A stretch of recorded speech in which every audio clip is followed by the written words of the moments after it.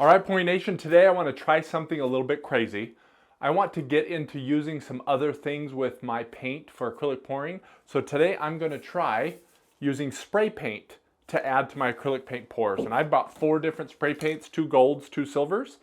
And what I want to do is do a Fiona reverse dip flower, and in between the layers add some paint so it kind of drips off, and see if I can get little accents. I don't really want to spray it straight on like I've seen other artists do it. I want to see if I spray it in the different layers if it'll create little seams or accents of colors. So that's what we're going to do. Let's get to it. All right, so I've already made up my paint. We're going to use white as my base, and then we're going to use kind of rose colors. So I have a darker red, a brighter red, and then a green. And then this is the special mixture that has pearl medium in it. And that's what gives us the cool effects when we do the reverse dip. So all of these are created with Craft Smart white glue. My pouring medium is essentially 3 parts Craft Smart white glue and 2 parts water. And then each of these colors, the colors are all 1-to-1, one portion of the pouring medium to 1 part of paint, and then maybe a little bit of water, additional water to get them to consistency. The pearl color is actually 1 part pouring medium, 1 part white, and I used a little bit of the Liquid Test Basics and then some Amsterdam white, and then 2 parts of the pouring medium. So it's still 1-to-1, but the color is actually a little bit of the pearl and a little bit of the white. And what we're going to do is layer these paints, and then I'm going to spray paint and then continue to do the layers.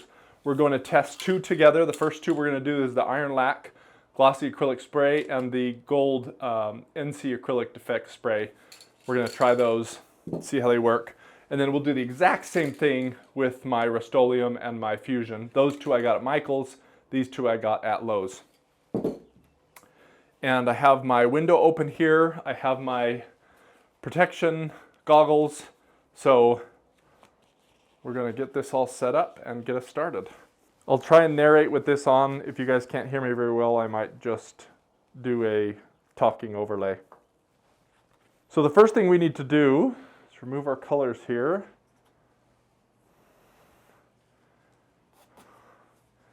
And we need to get our base coat down. So just to show you the consistency here, it is barely making a mound and going away. So no mound to mound, kind of a medium thin consistency. You don't want it too thick or you don't get the effects. This is a 10 by 10 canvas. Generally I'd need, 10 by 10 is 100 square inches plus another 10 and 20 square inches, 120 square inches, so 5 ounces of paint. I have made up more than that, so we should have plenty there. So what I'm going to do first, I'm going to pour about half of this on. All right, so we're going to set our cup down in the middle here.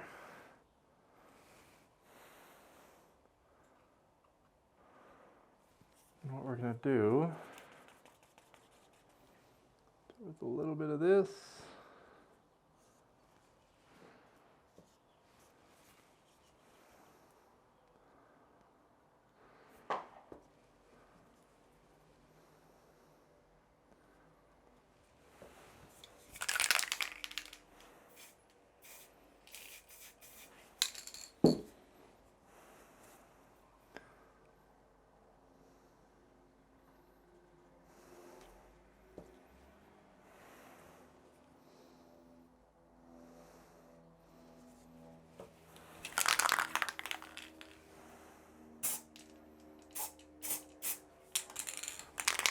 I can't believe how strong that one is.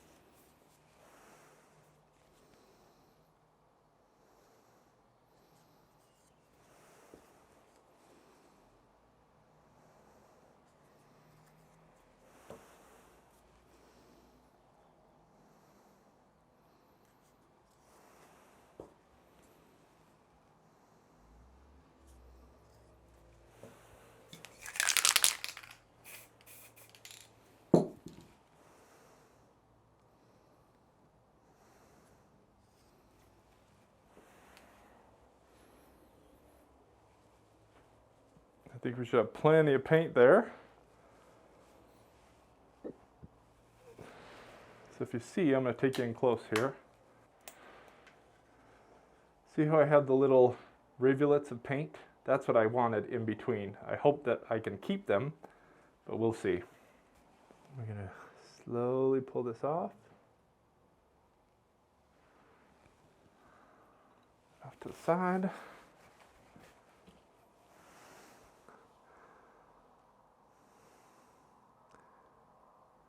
Pull this out to the center.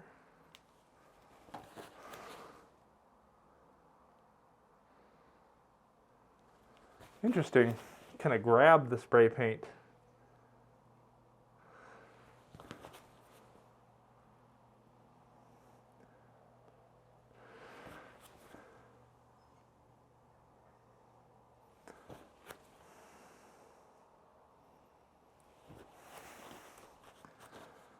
I think these are all fine in there.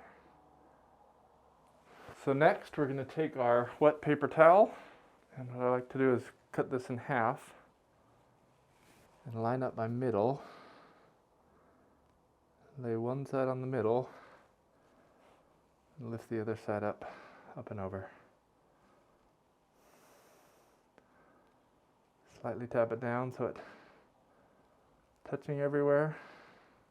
Don't want to push the paint out, we just want to make sure it has contact. Then, the moment of truth. I'm going to slowly pull these to the middle.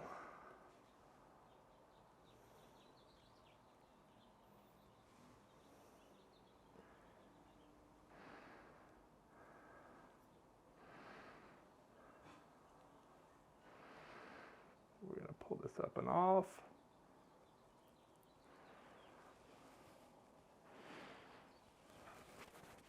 So one thing about this is I don't want to use fire on this because I have spray paint, which is highly flammable. So we will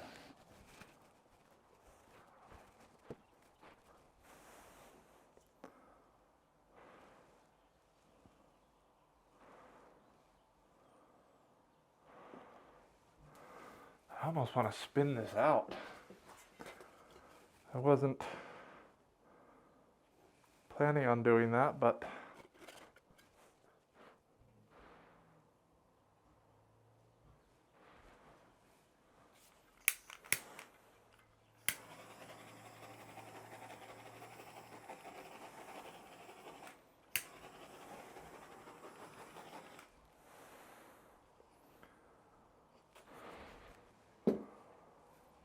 so I wasn't planning on spinning these, but I think I need to. So, I'm gonna get these.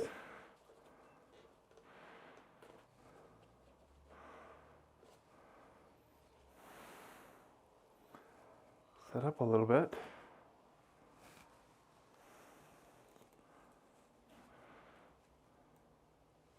Spin them around.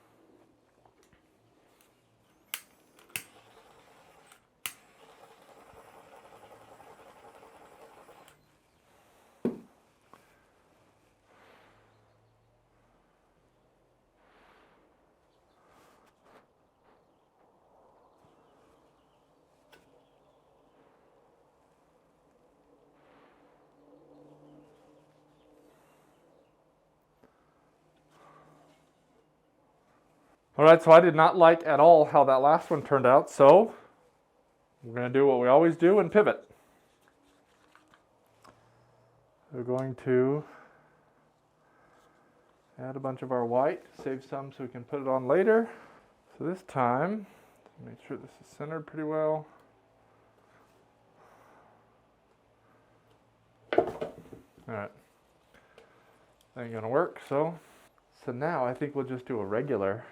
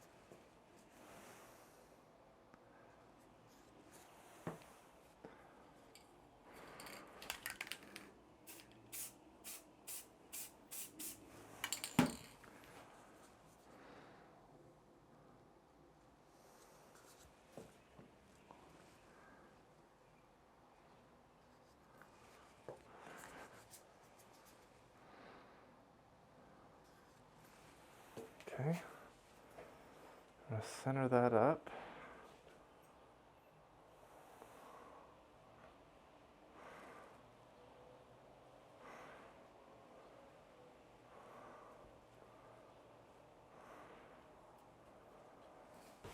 Like that.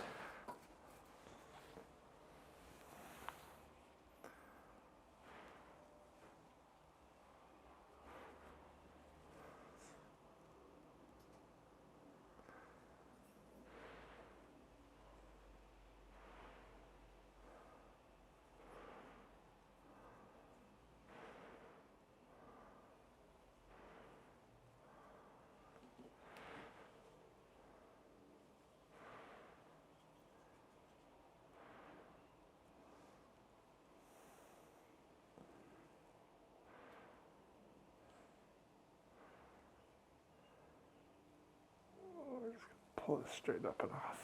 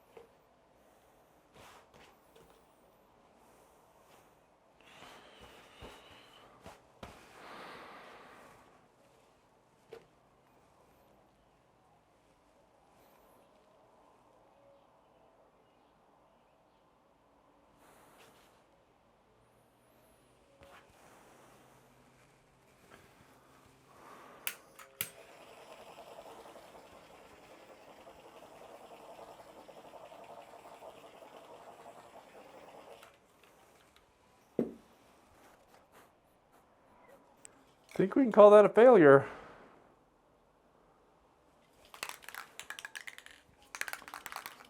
spray paint falls too quickly, too heavy.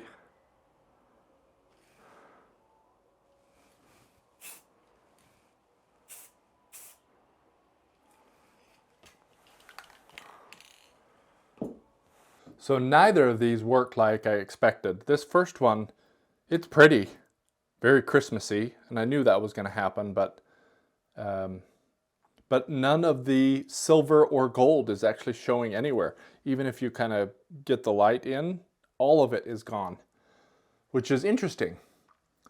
But this one, look at that gold. Look at how it shines. But if you get outside the light, you can actually see the color underneath, which is a really cool kind of hologram type effect, which I really like.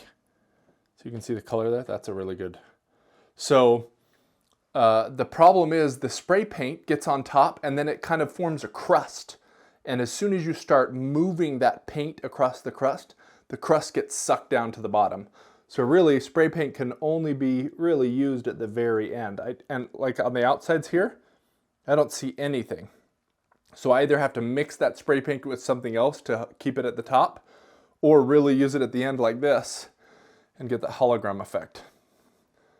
So now we're going to try some other stuff, but this technique I really love, and if you want to see how I did this before, here is the video to learn that.